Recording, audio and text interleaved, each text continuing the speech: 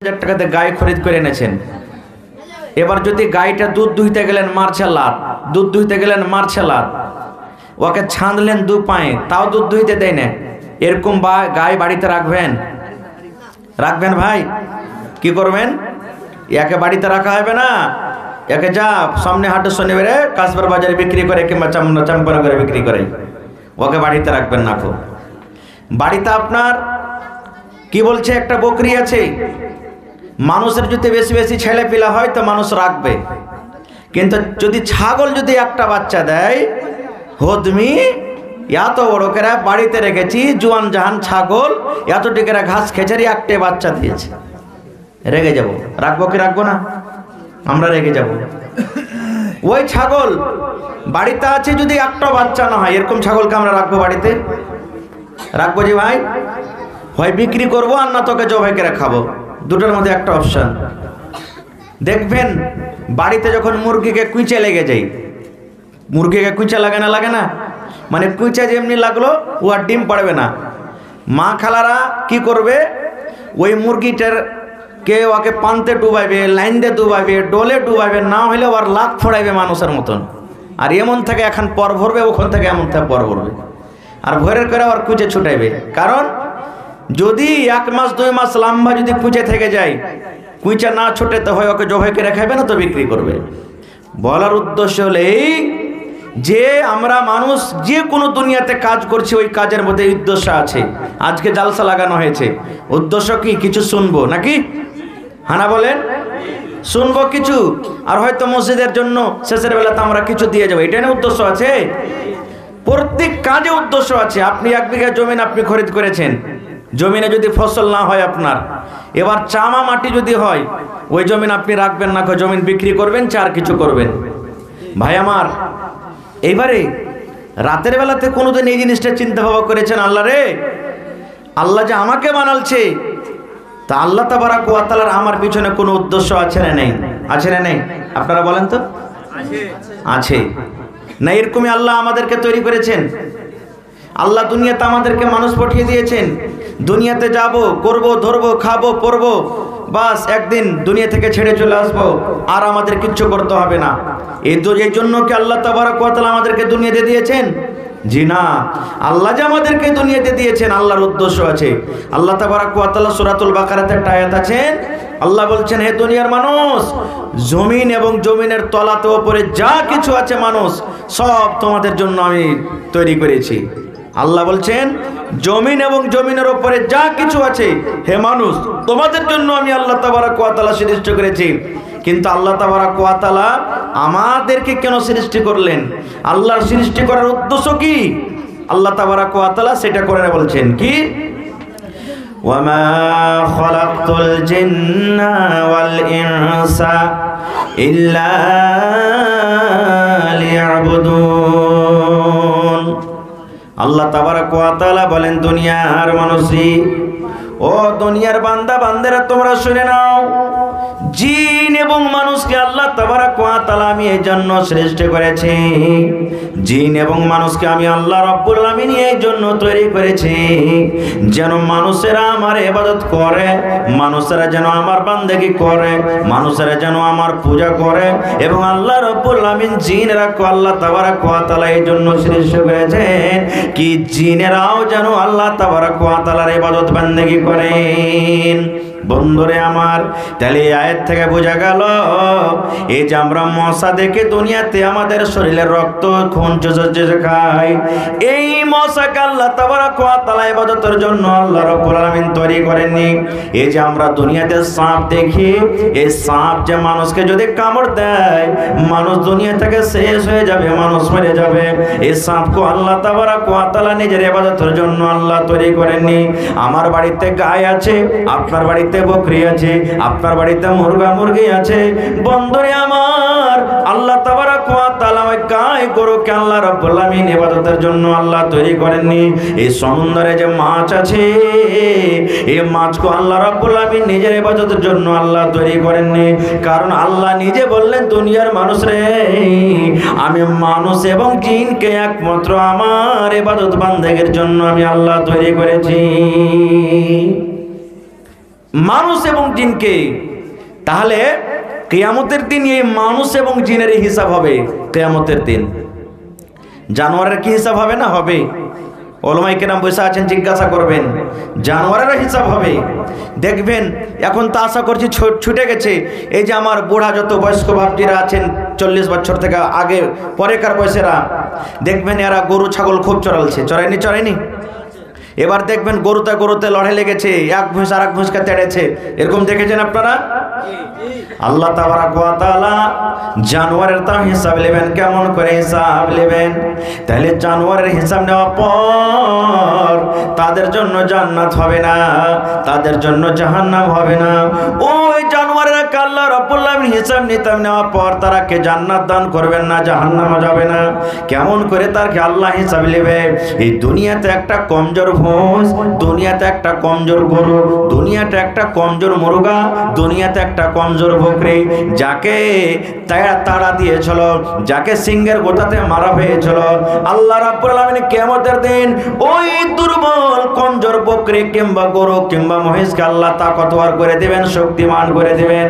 এবার যে শক্তিমান গরু দুনিয়াতে ছিল, যে শক্তিমান মহিষ দুনিয়াতে ছিল, আল্লাহ রাব্বুল আলামিন তাকে কমজোর করবেন। আর কমজোর করার পর আল্লাহ রাব্বুল আলামিন ওই গরু বকরিকে আল্লাহ বলবেন, এই আমার গরু, এই ছাগল, এই মুরগা, তোরা শোন, যেমন ওই গরুটা দুনিয়াতে তোকে সিংহের গোটাতে মেরেছিল, দুনিয়াতে যেমন তোকে চোখ লাল করে তোকে তাড়া দিয়েছিল, এই বকরি, এই গরু, এই মহিষ, আমি আল্লাহ রাব্বুল আলামিন আদেশ করি, দুনিয়াতে যত জোরে তোকে সিংহের গোটা মেরেছিল, দুনিয়াতে যেইভাবে তোকে তাড়া দিয়েছিল, ওইভাবে এখন আমি আল্লাহ আদেশ করি কিয়ামতের দিন তুমি তার বদলা নিয়ে নাও। এবার বদলা হয়ে গেল। যখন তাদের বদলা হয়ে গেল, এবার তাদের হিসাব হয়ে গেল। আল্লাহ রাব্বুল আলামিন সমস্ত জানোয়ারকে ইশারা করে বলবেন, এ জানোয়ার, এখন তোরা মাটি হয়ে যা, মাটি হয়ে যা, এখন তোরা মাটি হয়ে যা। এবার বন্ধুরে, জানোয়ারের হিসাব করার পর আজকে যারা কোরআন মানে না, আজকে যারা হাদিস মানে না, আজকে যারা দিন মানে না, আজকে মাওলানার কথা ভালো লাগে না, আজকে দিনের কথা ভালো লাগে না, আজকে খুতবা শুনতে ভালো লাগে না, আজকে জালসা শুনতে ভালো লাগে না, আজকে যারা আল্লাহকে অস্বীকার করে, আল্লাহ রাব্বুল আলামিনকে মানেন না, সেই দিন আল্লাহর কোরআনে বলবেন, ওয়ায়াকুলুল কাফিরু ইয়া লাইতানি কুনতু তুরাবা। ওই কিয়ামতের দিন কাফেররা বলবে আফসোস করে, আল্লাহ রে, কেন দুনিয়াতে ইসলাম ধর্ম মানিনি? আল্লাহ কেন তোমার ডাকের দিকে আসেনি? আল্লাহ কেন তোমার প্রতি ঈমান আনছেনি? আল্লাহ কেন আমরা নামাজ পড়িনি? আল্লাহ কেন দিনের দিকে আসেনি? কেন কোরআন বলে আমরা ইনকার করেছি? সেই দিন কাফেররা বলবে, আল্লাহ, যেমন তুমি জীবজন্তুকে আল্লাহ মাটি বানিয়ে দিলে রব্বুল আলামিন, এই মতো তুমিও আল্লাহ আমাকে মাটি বানিয়ে দাও। নারে তাকবীর। কিন্তু সেই দিন কাজ হবে আফসোস করে? কিয়ামতের দিন আফসোস করে কাজ হবে? কোনো কাজ হবে না গো ভাই আমার। তাহলে আল্লাহ তাবারক ওয়া তাআলা আমাদেরকে ইবাদত করার জন্য আল্লাহ রাব্বুল আলামিন দুনিয়াতে সৃষ্টি করেছেন। এবার বলবেন, ইবাদত কি জিনিস? ইবাদত কাকে বলে? কোন কাজ বলে কি ইবাদত বলে? আল্লাহ রাসূলের হাদিস। আল্লাহ রাসূল বলেছেন, উম্মত রে, মাথার চাঁদি থেকে নিয়ে পার তাইলা পর্যন্ত প্রত্যেক নর নারীদের 360টা জোড় আছে। কয়টা জোড়? জোরে বলেন। 360টা জোড় আছে। এই দেখেন এটা একটা জোড়, এই দেখেন এটা একটা জোড়, এই দেখেন এটা একটা জোড়, এই দেখেন এটা একটা জোড়, এই দেখেন এখানে একটা জোড়, এই দেখেন এখানে একটা জোড়। এই করে করে দয়ার রাসূল বলেছেন, উম্মত রে, প্রত্যেক মানুষের মধ্যে মাথার চাঁদি থেকে নিয়ে পার তাইলা পর্যন্ত 360টা জোড় আছে উম্মত। এবং 360টা জোড়ে প্রত্যেক দিন মানুষকে সাদকা করতে হবে, প্রত্যেক দিন মানুষকে দান করতে হবে, প্রত্যেক দিন মানুষকে সাদকা করতে হবে। এবার যদি 1 টাকার টাকা যদি প্রত্যেক জোড়ের বদলাতে দেন, তো কয় টাকা লাগবে প্রত্যেক দিন? জোরে বলেন। খাইনিটা নিয়ে আছে নাকি মুখে আপনার? কথা যা বলেন না কেউ। মানুষের শরীরে 360টা জোড় আছে। প্রত্যেক দিন যদি একটা জোড়ের বদলাতে 1 টাকা করে খরচ করেন, তাহলে কয় টাকা করে দান করতে হবে? জোরে বলেন 360 টাকা। এবার আপনি 400 টাকা পুরা দিনে ইনকাম করছেন, বাঁচলো কতটি? 360 টাকা যদি আপনি খরচ করেন তা বাঁচবে কতটি? 40 টাকা বাঁচবে। এবার 40 টাকাতে আপনি নিজের স্ত্রীর শাড়ি কিনবেন, কি আপনার লুঙ্গি কিনবেন, কি আপনার পায়জামা কিনবেন, কি আপনার গামছা কিনবেন, কি ডাইল কিনবেন, কি তরকারি কিনবেন, কি কিনবেন? সংসার চালা তো কঠিন রে মুসলমান। আল্লাহ রাসূল বলেছেন ইবাদত বলতে শুধু দান নয়, ইবাদত বলতে শুধু নামাজ নয়, ইবাদত বলতে শুধু রোজা নয়, ইবাদত বলতে শুধু হজ নয়। আল্লাহ রাসূল বলেছেন উম্মত রে, যখন সূর্য উঠে গেল, সূর্য উঠে যাওয়ার পর তোমাকে নেক দুনিয়াতে যত তুমি সারা দিনে কাজ করবে এটা হলো একটা নেক ইবাদত। ইবাদত বলতে কি সুবহানাল্লাহ পড়লেন এটা ইবাদত, আলহামদুলিল্লাহ পড়লেন এটা ইবাদত, লা ইলাহা পড়লেন এটা ইবাদত, আল্লাহু আকবার পড়লেন ইবাদত। রে মুসলমান শুধু তা নয়, একটা লোক রাস্তা দিয়ে হেঁটে চলে যায়, রাস্তা দিয়ে হাঁটছে, রাস্তার পাঞ্জরে আপনি দাঁড় হয়ে আছেন, এবার অপরিচিত মানুষ, লোকটার এলাকার নয়। এবার যদি আপনাকে জিজ্ঞাসা করে ভাই রে আমি জালালগড় যাবো রে ভাই, গড় বনালি যাবো, তুমি একটু রাস্তাটা বলে দাও। আল্লাহ রাসূল বলেছেন উম্মত ওই লোকটাকে যদি নেকি মনে করে আপনি বলে দেন ভাই রে তুমি এখান দিয়ে চলে যাও, যেতে যেতে যেতে যেতে মতি চক যাবে, আর মতি চক যাওয়ার পর তুমি এদিকে তুমি চলে যাবে, নেকি মনে করে যদি রাস্তা তাকে দেখিয়ে দেন, আল্লাহ রাসূল বলেছেন এটা হলো একটা ইবাদত। ইবাদত বলতে শুধু তা নয়, আপনি চলে গেলেন বাজারে, বাজারে হাটঘাট করলেন, হাটঘাট করার পর বাচ্চার জন্য 5 টাকার আপনি পাঁপড় নিয়ে নিলেন, আপনি 5 টাকার আপনি আর কিছু নিয়ে নিলেন, বাড়ির ভিতরে ঢুকলেন। এবার আপনার বাড়িতে ছেলে আছে মেয়ে আছে, যদি বাচ্চারা বলে আব্বু আমার জন্য কি এনেছো আব্বু গো, এবার আপনি হাসির মুখে মোহাব্বতের সাথে নেকি মনে করে আপনার বাড়িতে যদি 4টা ছেলে মেয়ে আছে, 5টা আছে, 7টা আছে, শক্তি হিসাবে যদি আপনি 1 টাকার চকলেট দিয়ে দিলেন বাচ্চাকে, বাচ্চারা নেই 1 টাকার যদি তাকে পাঁপড় দিয়ে দিলেন, 1 টাকার তাকে যদি বিস্কুট দিয়ে দিলেন, নেকি মনে করে, আল্লাহ রাসূল বলেছেন এটা একটা ইবাদত, এটা একটা ইবাদত।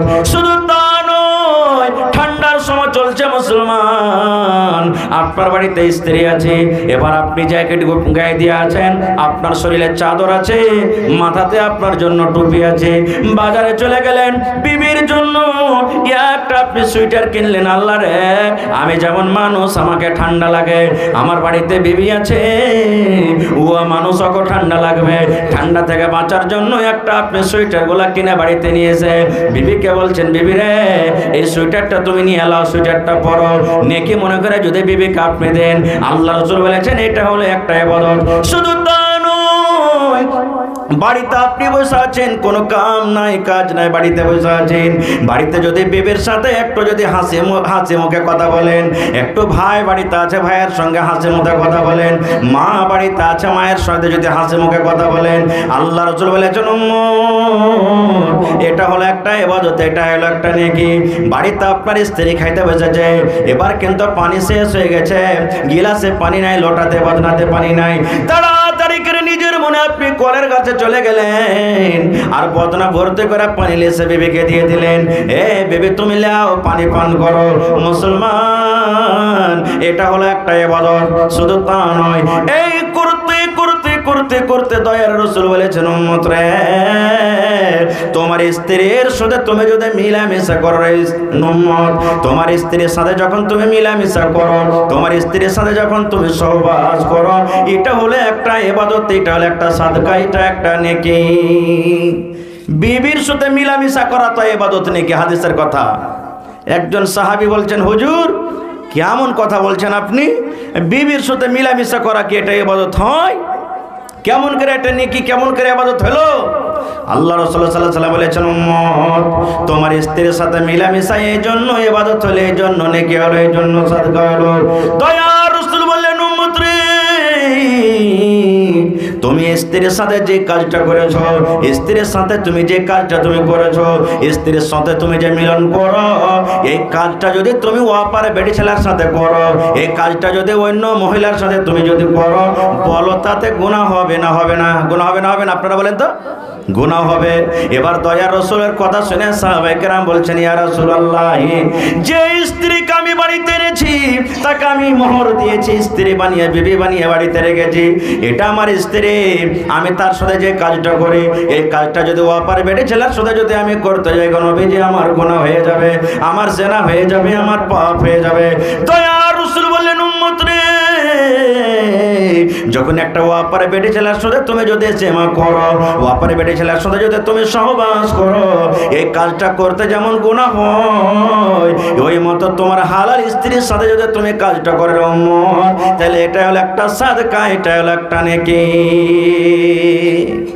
এই জন্য তো রাসূলের হাদিস আছে, আল্লাহ রাসূল বলেছেন, উম্মত চক তুমি চলে গেছো রে উম্মত, তুমি চক চলে গেছো, তুমি বাজারে চলে গেছো, তুমি রাস্তাতে চলে গেছো, তোমার চোখের সামনে একটা খুব সুন্দর বেটি ছেলে সেজে গুজে এসেছে, বেটি ছেলেটাকে তোমাকে দেখে খুব ভালো লেগেছে, মন কেমন কেমন করতে শুরু হয়েছে, মন আগাপিটা করছে, আল্লাহ রে, শয়তান আপনার ভিতরে হুড়া দিতে শুরু করেছে, শয়তান আপনার ভিতরে খোঁচা দিতে শুরু করেছে, শয়তান আপনাকে মনে মনে বলা করেছে, এ আল্লাহর বান্দা, তুই একবার মুখ দিয়ে বল, এই বেটি ছেলেটা কত সুন্দর, এই নারীটা কত সুন্দর, তার ঠোঁট দুটা কত সুন্দর, চোখ দুটা তার কত সুন্দর, দেহ তার কত সুন্দর, আল্লাহ রাব্বুল আমিন তাকে কত সুন্দর করে তৈরি করেছেন। এই আল্লাহর বান্দা মনে মনে এই কথাটা জাগবে, আল্লাহ রে, এটা যদি আমার স্ত্রী হয়তো কত ভালো হয়তো, এটা যদি আমার বেবি হয়তো কত ভালো হয়তো, যদি তার সাথে একবার গল্প করতে পেতাম তো কত ভালো হয়তো, তার যদি হাত খান আমি একবার ধরতে পেতাম তো গল্প হয়তো, তার পাঞ্জরা যদি একবার আমি বসতে পেতাম তো কত ভালো হয়তো। এই মতো যখন তোমার ভিতরে জৈবন জাগবে, আল্লাহ রাসূল বলেছেন, উম্মত রে, তুমি আর ওই জায়গাতে থাকিও না, তুমি ওই জায়গা তার থাকিও না, ওই বাজারে তুমি আর থাকিও না, ওই চকে তুমি আর থাকিও না, ওই রাস্তাতে তুমি থাকিও না, তাড়াতাড়ি করে তুমি বাড়ির দিকে রওনা হয়ে যাও, বাড়ির দিকে তুমি চলে যাও। বাড়ির দিকে যাওয়ার পর আল্লাহ রাসূল বলেছেন, তোমার স্ত্রীকে তুমি ঘরের দিকে ডেকে নাও, তোমার স্ত্রী যদি ভাত রান্না করে তাও তুমি ইশারা করে ডেকে নাও, তোমার স্ত্রী যদি পানি আনতে গেছে তাও ইশারা করে তুমি ডেকে নাও, তোমার স্ত্রী রুটি বানাইছে তাও তুমি ইশারা করে ডেকে নাও। দয়ার রাসূল বলেছেন, উম্মত, একটা ওয়াপার বেটি ছেলেকে দেখে তোমার জৈন খোদা যে বেড়ে গেছে, একটা ওয়াপার বেটি ছেলেকে দেখে তুমি নিজের জওয়ানিটাকে কাবু করতে পারো না। আল্লাহ রাসূল বলেছেন, একটা বাজারে ওয়াপার বেটি ছেলেকে দেখে তোমার যে আগুন লেগে গেছে, তোমার গায়ে যে আগুন ধরে গেছে, এই আগুনটা তোমার হালাল স্ত্রীর কাছে তুমি নিমিয়ে দাও, হালাল স্ত্রীর কাছে তুমি পূর্ণ করে দাও। রাসূলের হাদিস। এবং মা খালাদের ব্যাপারে রাসূল বলেছেন, রে মহিলার দল, এ নারীর দলেরা, তোমরা শুনে নাও, তোমরা রুটি বানাইছো, বাড়িতে তোমরা রুটি বানাইছো, রুটি হয়ে গেছে, রুটি ওঠার জন্য খোলাতে হাত বাড়িয়ে দিয়েছো, রুটি হয়ে গেছে, এখন রুটি উঠিয়ে নিবে, এরকম মতো অবস্থাতে তোমার স্বামী যদি তোমাকে ডাকে, ও হালেমার মা তুমি ঘরের দিকে এসো, ও জায়েদার মা তুমি ঘরের দিকে এসো, ও আব্দুল্লাহর মা তুমি ঘরের দিকে এসো, আল্লাহ রাসূল বলেছেন, মহিলা রে, তোমার রুটি জ্বলে যায়, তোমার রুটি পুড়ে যায়, তোমার রুটি ছাই হয়ে যায়, তুমি তাড়াতাড়ি করে তোমার স্বামীর কথাতে তুমি ঘরের ভিতরে চলে যাও। এই কথা বলিও না, স্বামী কই 1 মিনিট দাঁড়িয়ে যান, 2 মিনিট দাঁড়িয়ে যান, এই যে দেখেন রুটিটা হয়ে গেছে, রুটি এখন নামিয়ে নিব, এই যে দেখেন রুটি হয়েছে, এখন রুটিটা আমি উঠিয়ে নিব। আল্লাহ রাসূল বলেছেন, মহিলা রে, তোমার স্বামী যেমনই তোমাকে ডাকবে, যে তুমি কোনো হালাতে থাকো না কেন, তাড়াতাড়ি করে তোমার স্বামীর কাছে চলে যাও। এতখানি তাকিদ করেছেন মায়েরা খালাকে। কিন্তু সুবহানাল্লাহ, বর্তমান যুগের মা খালাদের অবস্থা এমন, যদি মা খালারা বাড়িতে কোনো কাম কাজ করে আর তার স্বামী যদি রোজে তেতে মেতে এসে বলে, আব্দুল্লাহর মা 1 গ্লাস পানি গেলা দাও না জি, মন ভালো থাকা তো দিবে, আর না হলে কইবে যে এখানটা কাজ করে কত লাটের বেটা লাঠি আছো, দেখতে পাও না, চোখে সুজে না, কপালিকে আল্লাহ তোমার চোখ দেয়নি, তুমি পানিটা একটু লিয়ে খাইতে পারবে না, এমন ঘুঁচা মেরা কথা বলবে ভাই, ওর পিপাসাটা হারিয়ে যাবে, আর পানি পান করার ইচ্ছা হবে না। এরকম আছে না নাই মহিলা? সুবহানাল্লাহ। আর যে নিজের স্বামীর হক বুঝছে, নিজের স্বামীকে যে ভালোবাসে, স্বামীর সাথে যার মহব্বত ভালোবাসা, তারা বলবে আহ থাক, পরে কাম করবে, গেলে তাড়াতাড়ি করে নিজের স্বামীর সেবাতে, খিদমতে, যত্নতে লেগে যাবে। তো ভাইরা আমার, কথা হলো ইবাদত দুনিয়াতে অনেক প্রকারের আছে, আমি ওদিকে যাব না। আজকে আমি আপনাদের সামনে যে কোরআন মাজিদ তেলাওয়াত করেছি, সেই ইবাদতের মধ্যে দিয়ে একটা ইবাদত হলো কি? নামাজ।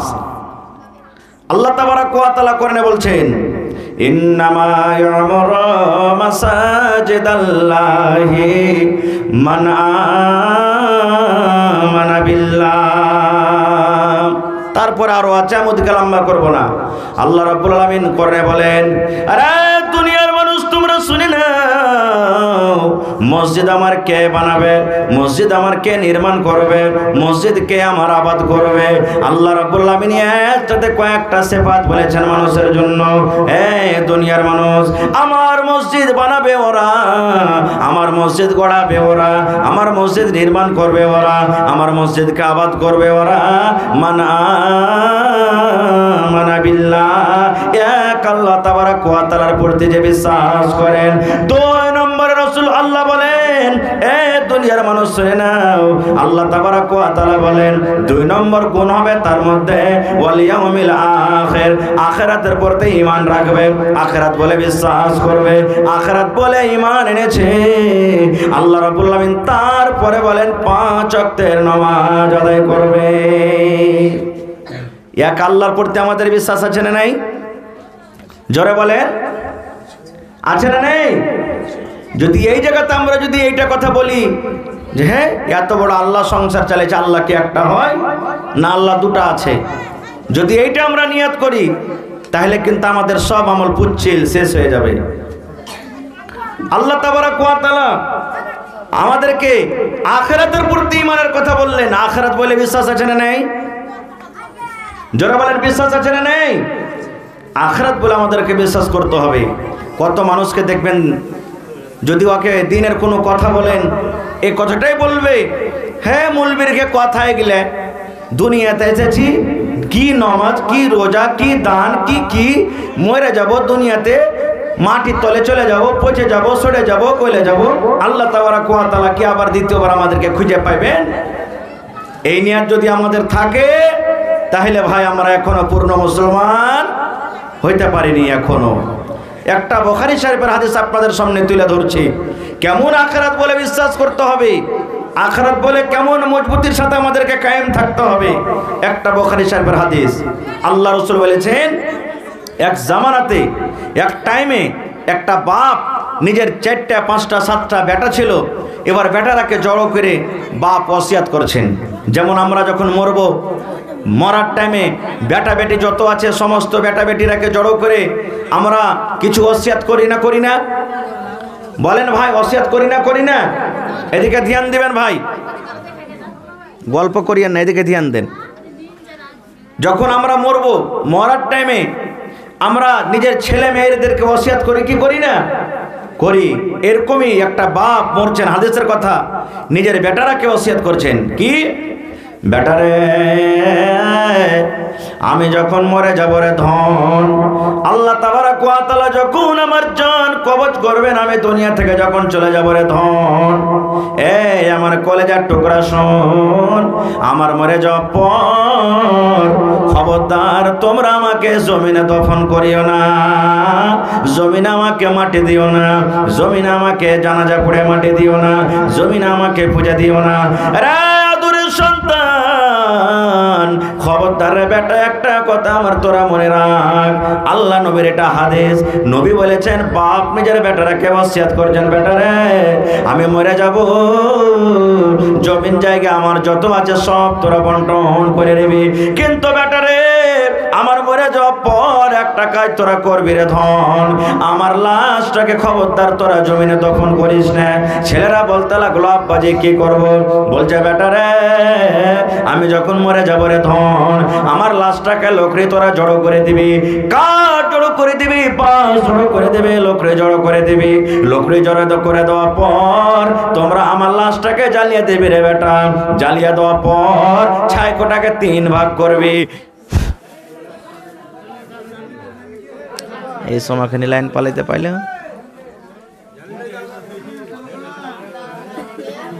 যে আল্লাহ রাসূল বলেছেন লোকটা যখন মারা যাবে তো মরার সময়তে সব বেটারাকে ডাকতে বলছেন, বেটারে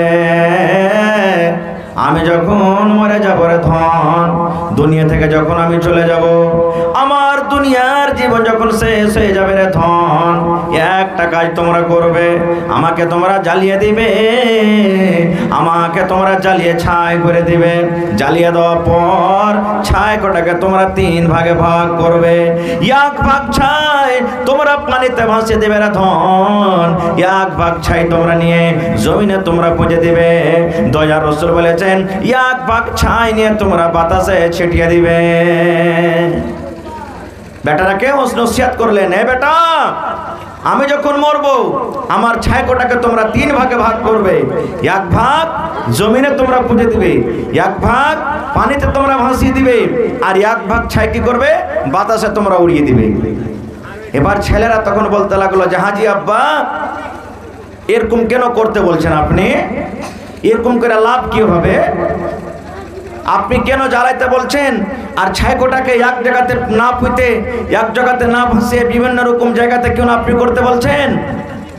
দয়ার রাসূল বলেছেন, এইবারে বাপ নিজের সন্তানরাকে বলছেন, রে আব্দুল্লাহ, আব্দুর রহমান, এই আব্দুল সাত্তার, তুমি সরে নাও। বলছে, বেটা রে, এই জন্য আমি 3 জায়গাতে ভাগ করতে বললাম রে ধন, এই জন্য আমি নিজের লাশটাকে আমি দফন করতে মানা করলাম। আল্লাহ রাসূলের হাদিস আছে, মানুষ দুনিয়াতে মরার পর যখন কবরে মানুষকে রাখা হবে, আল্লাহ রাব্বুল আলামিন মানুষকে পরীক্ষা করবেন।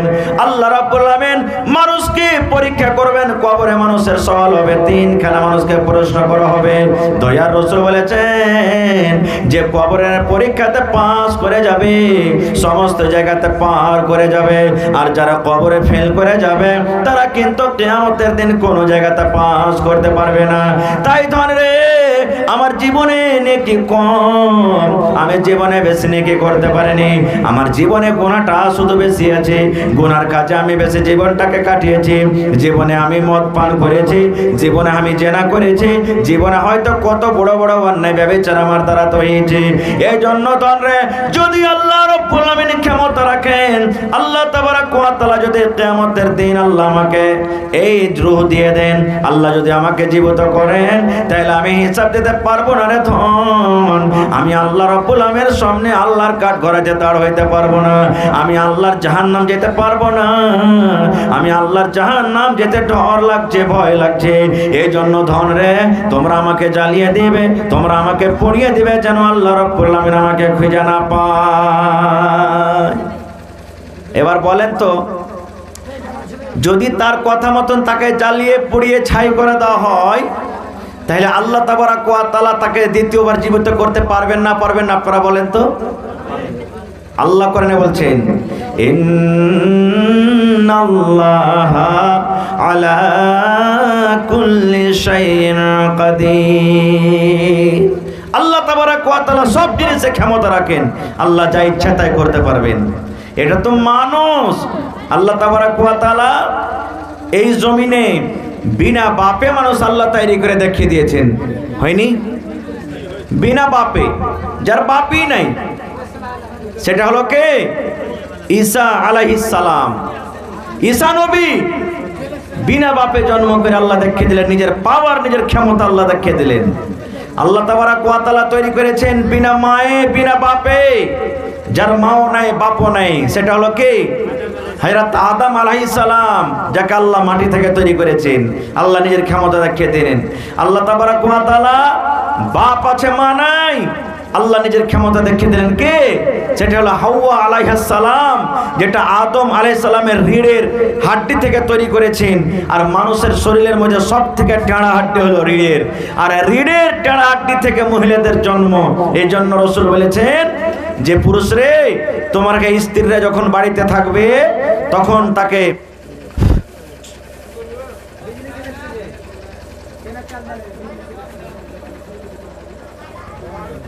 এত লাইন কাটাতে কান করে হবে।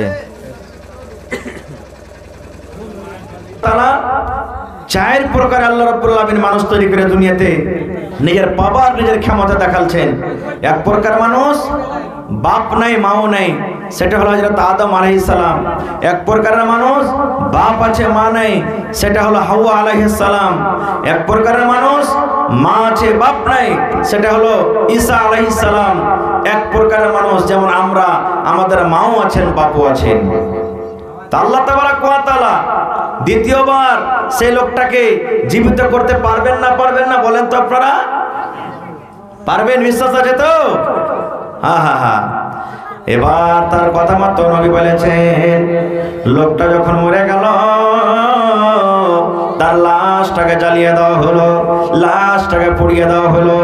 লাশটাকে জ্বালিয়ে দেওয়ার পর দয়ার রাসূল বলেছেন ছাইগুলোকে 3 ভাগে ভাগ করা হলো। একটা তার ছেলে ছাই নিয়ে হাঁটতে হাঁটতে হাঁটতে হাঁটতে হাঁটতে অনেক দূরে যে বাতাসে ছিটিয়ে দিল। একটা বেটা ছাইগুলোকে নিয়ে সমুদ্রে ভাসিয়ে দিল। একটা বেটা ছাইকে নিয়ে জমিনে পুঁতে দিল। এবারে কাজ করার পর তারা বাড়ির দিকে রওনা হয়েছে। এখনো কিন্তু তারা বাড়িতে পৌঁছতে পারেনি। আল্লাহ রাব্বুল আলামিন বাতাসকে বলছে, বাতাস রে এ বাতাস আমি আল্লাহ বলে শোন। আল্লাহ রাব্বুল আলামিন জমিনকে ডাকতে বলছেন মাটি রে শোন। আল্লাহ রাব্বুল আলামিন পানিকে ডাকতে বলছে পানি রে এ পানি, এ মাটি, এ বাতাস, আমি আল্লাহ রাব্বুল আলামিন তোকে অর্ডার করি। ওই ছেলেরা তার বাবার কথা মতো এই পানি তোর বুকে ছাইকে গাইয়া দিয়েছে, এই মাটি তোর বুকে তাকে দফন করে দিয়েছে, এই বাতাস তোর বাতাসের কারণে ছিটিয়ে দিয়েছে। বাতাস রে আমি আল্লাহ রাব্বুল আলামিন আদেশ করি, এই মাটি আমি আল্লাহ আদেশ করি, এই পানি আমি আল্লাহ আদেশ করি, তোরা সকলে ওই লোকটার ছাইগুলাকে আমার সামনে হাজির করে দাও। এবার আল্লাহ রাব্বুল আলামিনের আদেশ মতো ছাই হাজির হয়ে গেল। এবার ছাই কোটা যখন জমা হয়ে গেল, দয়ার রাসূল বলেছেন উম্মতরে, এবার আল্লাহ ছাইকে বলছেন কোন এ ছাই মানুষে যা, মানুষে যা, কোন এর ছাই মানুষে যা, মানুষে যা। যেমনই কথা বলা হলো সুবহানাল্লাহ, দয়ার রাসূল বলেছেন আল্লাহ যেমনই কোন শব্দ বললেন সঙ্গে সঙ্গে সেই লোকটা আবার মানুষ হয়ে গেল। এবার যখন মানুষ হয়ে গেল, দয়ার রাসূল বলেছেন আল্লাহ রাব্বুল আলামিন লোকটাকে জিজ্ঞাসা করছেন, বান্দারে বল রে বান্দা বল, এরকম কাজ কেন তোর ছেলেরাকে করতে বলেছিলি, কেন দফন করতে বলিসনি, কেন এই আল্লাহ আমার বান্দা কেন তোর ছেলেরাকে আগুনে জ্বালাতে বলেছিলি? দয়ার রাসূল বলেছেন উম্মত রে, এবার ওই লোকটা বলবে রব্বুল আলামিন তুমি জানো, আল্লাহ তুমি অন্তরের মালিক, আল্লাহ তুমি দিলের মালিক, সব জানো আল্লাহ, তুমি সব জানো আল্লাহ, সব জানো আল্লাহ তুমি। এই জন্য আল্লাহ জি এই জন্য আমি করেছি যে আল্লাহ আমার জীবনে শুধু নেকি কম, আমার জীবনে শুধু গুনাহ গুনাহ, গুনার কাজ আমি বেশি করেছি, পাপের কাজ আমার দ্বারাতে বেশি বেশি হয়েছে। আল্লাহ তোমার সামনে আমি দাঁড় হইতে পারবো না, হিসাব দিতে পারবো না। আল্লাহ আমি ভয়ে, আল্লাহ ডরে, জাহান্নামের ডরে আমার ছেলেরাকে বলেছিলাম।